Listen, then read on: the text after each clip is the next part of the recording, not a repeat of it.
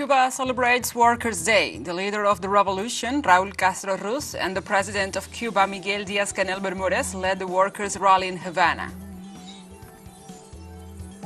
The Russian Foreign Minister, Sergei Lavrov, has declared that his country will respond with severe measures to the drone attack on the Kremlin. And UNICEF reports that at least 190 children have died in Sudan in the last 3 weeks amidst the armed conflict in the country.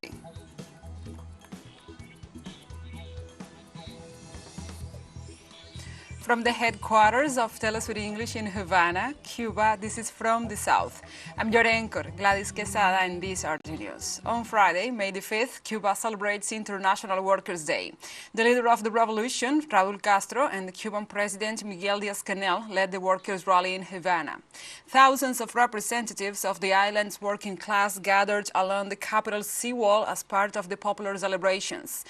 Weather conditions had caused this event to be rescheduled, and logistic difficulties associated with the fuel supply turned the traditional parade into a rally this year. Many more rallies and parades took place all over the country's main squares under the slogan, "Our hands and our hearts for the homeland." Today, after a new challenge in the face of the effects of a climatic affectation,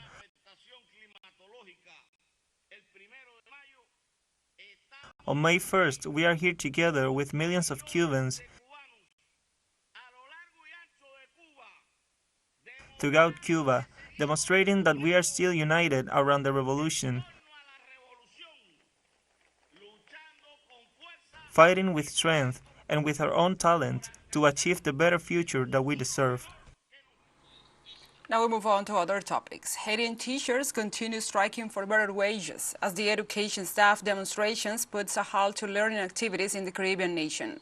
The learning sector workers intend to increase pressure on the national executive, and despite the fact that the Ministry of Education has caught up with some payments, they have decided to maintain industrial actions. The National Union of Teachers and Educators of Haiti has warned that the end of the protests and mobilizations does not depend on them, but on the governmental response to their demands. The teachers assure that they do not want more partial payments and claim that all demands must be met.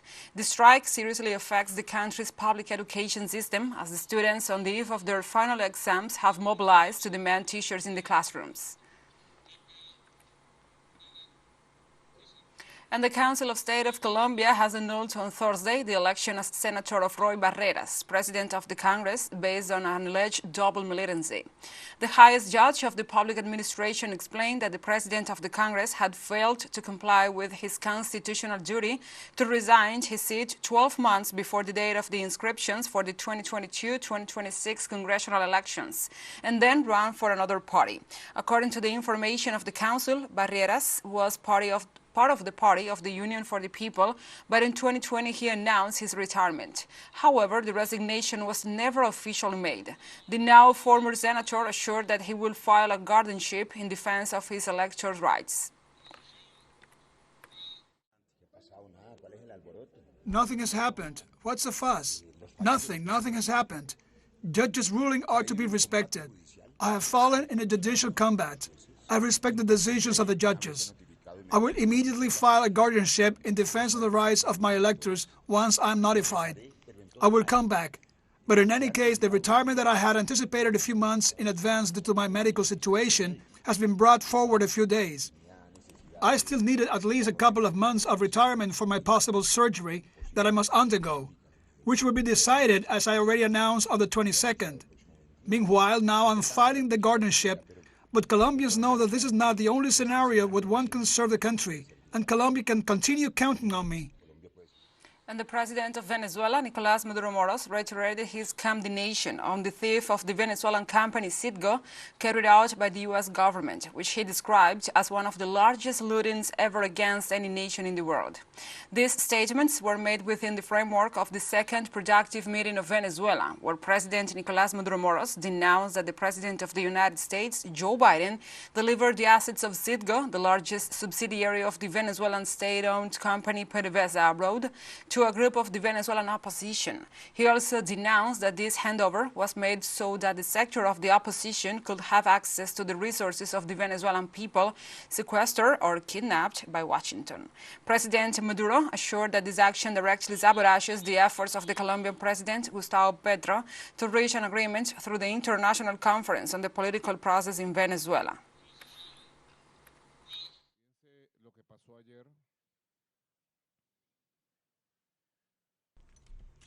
Look at what happened yesterday.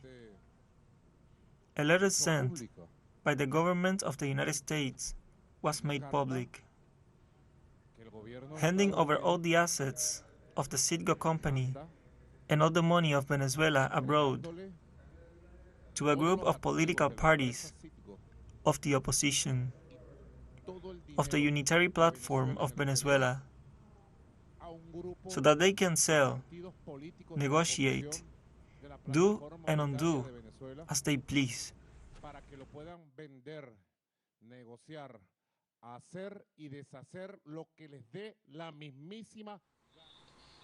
The Mexican President, Andrés Manuel López Obrador, said during his morning conference on Thursday that the government has these high-powered weapons and pointed out that the United States has no control over the sale of such weapons. The head of state indicated that sectors in the United States oppose all restrictions to the sale of weapons. He also indicated that his counterpart, Joe Biden, appreciated to work jointly with Mexico in the fight against arms trafficking, fentanyl, and illegal migration. On the other hand, the head of the Mexican Secretariat for Security and Citizen Protection, Rosa Isela Rodriguez, said that one of the main topics discussed during the last U.S.-Mexico summit in Washington was precisely arms trafficking, and also said that the authorities in Washington committed themselves to increasing control and vigilance in the weapons market. In the last joint meeting that took place in Washington, three main issues were discussed: the issue of fentanyl trafficking, drug trafficking, and also arms trafficking.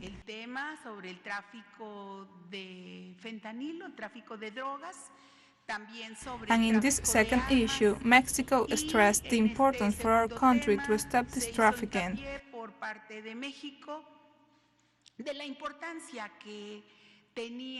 and that the United States should also do its part in the operations that they normally carry out.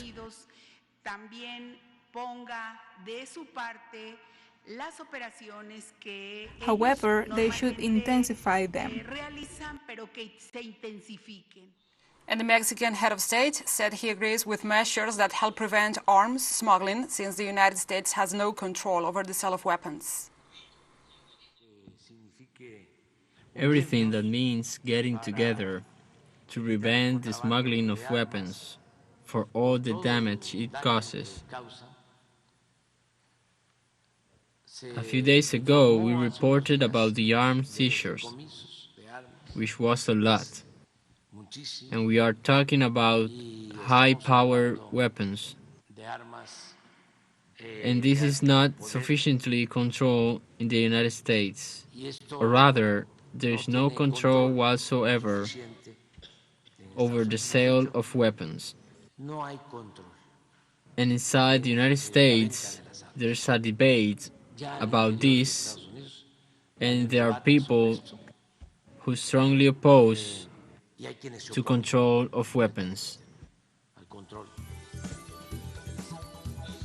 Let's take a short break. But remember, you can follow us on TikTok at TeleSUR English, where you will find news updates, and more. More news coming up. Stay with us.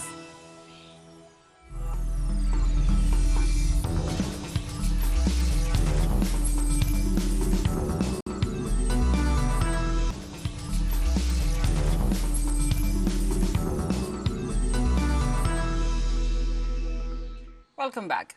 On Friday, Serbian President Aleksandar Vučić addressed the country after the armed attacks, the last of which left 8 people dead, and described them as an attack on the whole country. On the night of May the 5th, a second shooting took place in Serbia in the last 3 days. In addition to the 8 fatalities, 14 people were wounded in the municipality of Mladenovac. The head of state described these events as massive criminal attacks. In a previous attack on May the 3rd, a 13-year-old teenager opened fire using his father's pistol. As a result, 8 children and a guard died.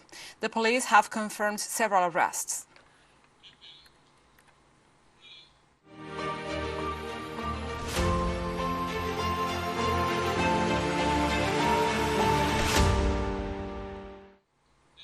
Now we address other topics. Russian Foreign Minister Sergei Lavrov has declared his country will respond with severe measures to the drone attack on the Kremlin.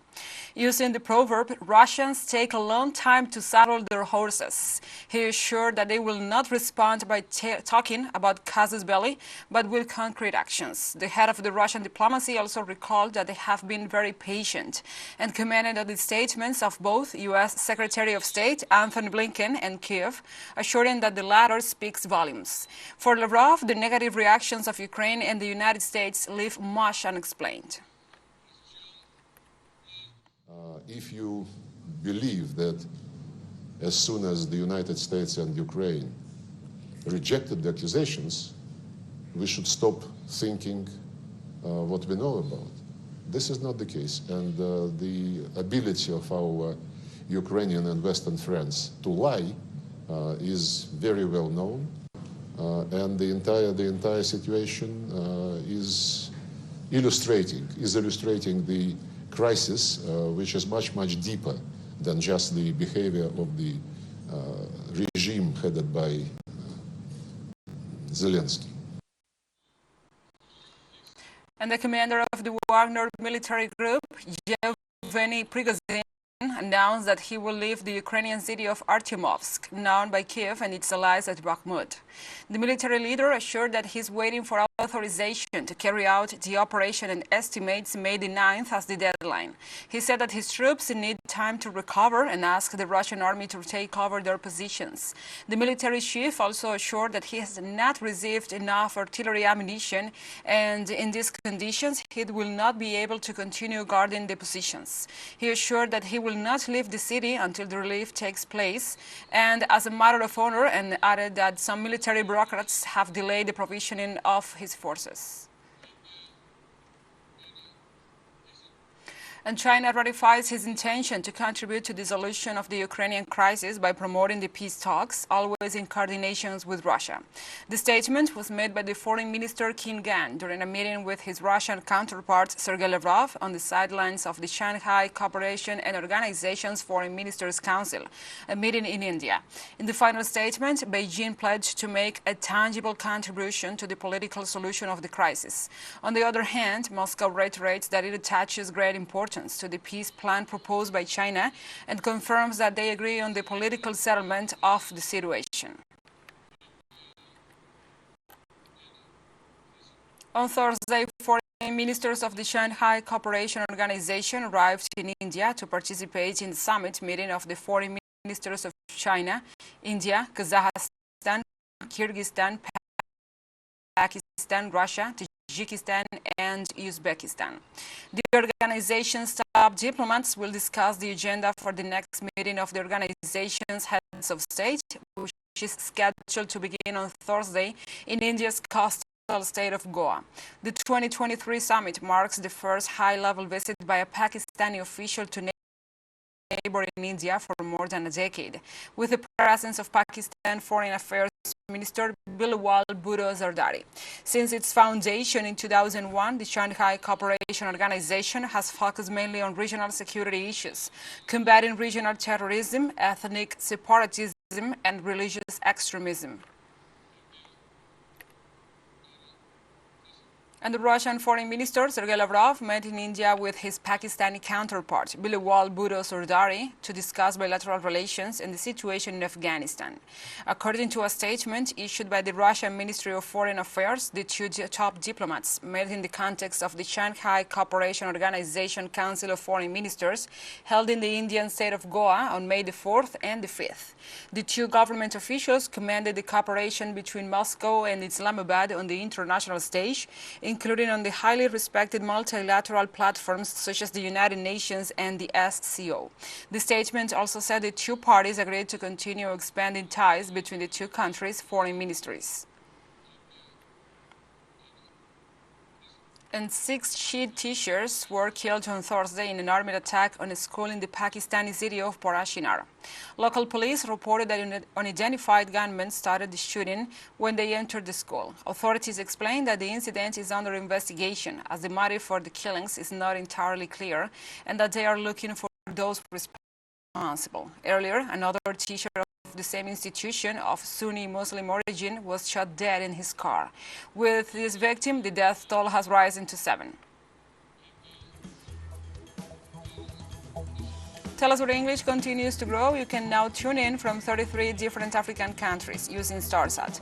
Dial 461 and enjoy our Latin American alternative broadcast. One final short break, and we'll be right back. Stay with us.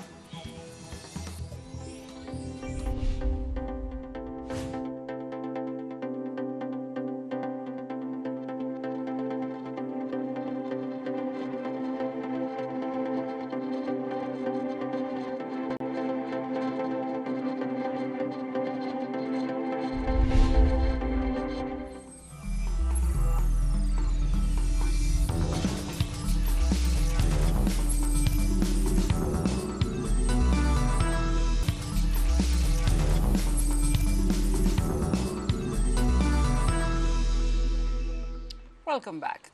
In Sudan, airstrikes and gunfire rocked the capital Khartoum on Friday as fighting showed no sign of ceasing despite the threat of the new U.S. sanctions and warnings of a protracted conflict. Hundreds have been killed in nearly 3 weeks of clashes between the forces of Sudan's de facto leader, Abdel Fattah al-Burhan, who commands the regular army, and his deputy-turned-rival Mohammed Hamdan Daglo, in command of the paramilitary Rapid Support Forces, the RSF. The battles persisted a day after the U.S. President Joe Biden threatened to impose sanctions on those responsible for threatening Sudan's peace, security, and stability, and undermining Sudan's democratic transition. The impoverished Northeast African country had already suffered decades of sanctions under the rule of the former autocrat Omar al-Bashir, ousted in 2019 after mass protests. Multiple truces have been agreed throughout the fighting, but none have been respected. And meanwhile, on Friday, the director of the United Nations Children's Fund, UNICEF, said that at least 190 children have died in Sudan in the last 3 weeks. Catherine Russell, director of the organization, also assured that another 1,700 children have been injured since the conflicts broke out. The Ministry of Health and the African nation updated the latest report certifying 550 civilians killed and almost 5,000 wounded amid the hard fighting between the Sudanese army and the paramilitary group Quick Support Forces. The United Nations office urgently called for the hostilities to stop.